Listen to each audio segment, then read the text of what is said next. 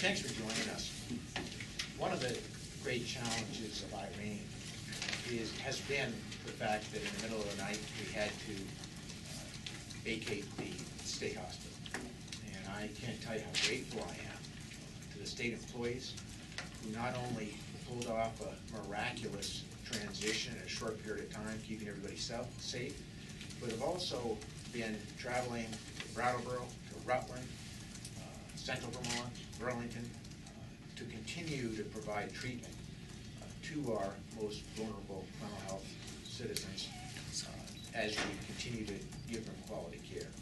So I want to thank the state employees, I want to thank the hospitals, I want to thank all the providers who've come up to the plate during what has really been a challenge for all of us. The intention of today's meeting is to let you know in a transparent process what this administration is doing to move from what was crisis management, moving people into adequate care, to what we call the 3 to 5 year transition to a permanent facility. I want to be clear. It was my belief that the state hospital was not a facility that dignified the treatment that we should give to our most vulnerable citizens in this state. It is old, it is decrepit, and as I've said before, if you put me in there as a patient without being depressed, I would be extraordinarily depressed if you left me there for 30 days. The facility does not dignify the quality of care that we should be giving to those who are suffering from mental illness. So it is my intention never to go back to Waterbury for the state hospital. Having said that, the obvious question is, what is this team doing to ensure that we have a good plan in place to give quality care to those who suffer from mental illness, and care that we can trust and believe in? I'm going to outline for you a 4-point plan that we are implementing as quickly as we know how. And I just want to be clear about one thing. We've been meeting on this every other day, it seems, since Irene hit. I know that some feel that we haven't moved fast enough. Others might feel that we're moving too quickly. I just want to emphasize that along with all the other challenges of Irene, this is something that Secretary Racine, that Commissioner Oliver, that Deputy Commissioner and I and the entire team have been working 24/7 on to deal with this challenge. The 4-point plan that we believe will put Vermont in a great treatment facility for mental health patients is as follows. The first is we intend to establish a long-term commitment and partnership with the Brattleboro Retreat for 14 long-term acute beds in Brattleboro.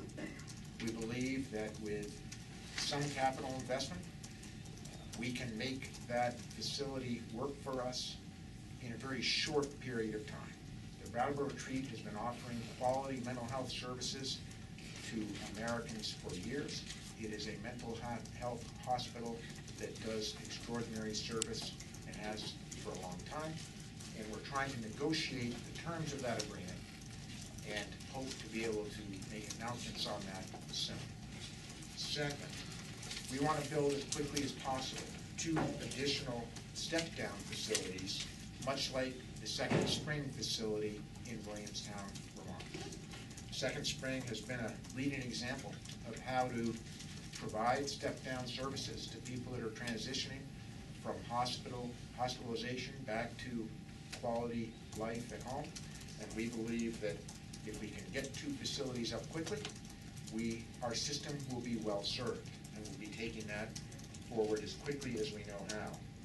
Third, we're going to deliver on the long overdue promise of quality wraparound services for community-based care in Vermont.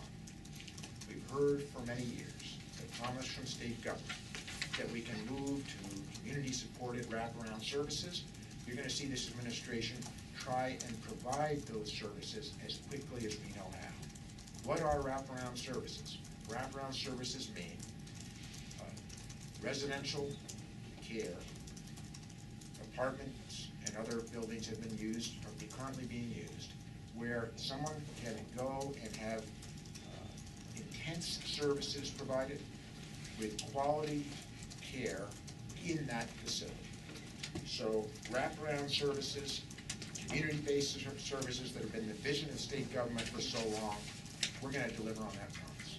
Finally, fourth, and I mention this one fourth because it's dependent upon negotiations, contracts, real estate deals, and other technicalities that make these things we're working on. So we want to be very transparent about what we're doing, but certainly are not assured. But the fourth includes securing an additional 15 beds for quality care, acute care, as quickly as we know how. We're looking at many possibilities, including a partnership with the former Pine Ridge School facility that would allow us to pick up 15 beds there at a minimum. If that doesn't work, we're also looking at a location at Central Vermont Medical Center for roughly 10 beds that we think would work in cooperation with Washington County Mental Health. We are open to other suggestions, and other suggestions are being pursued. So our goal here is to outline to you how seriously we are taking our current situation, how optimistic we are that we can put together a 3 to 5 year transition that will serve our patients well, and how quickly we intend to move to make this happen.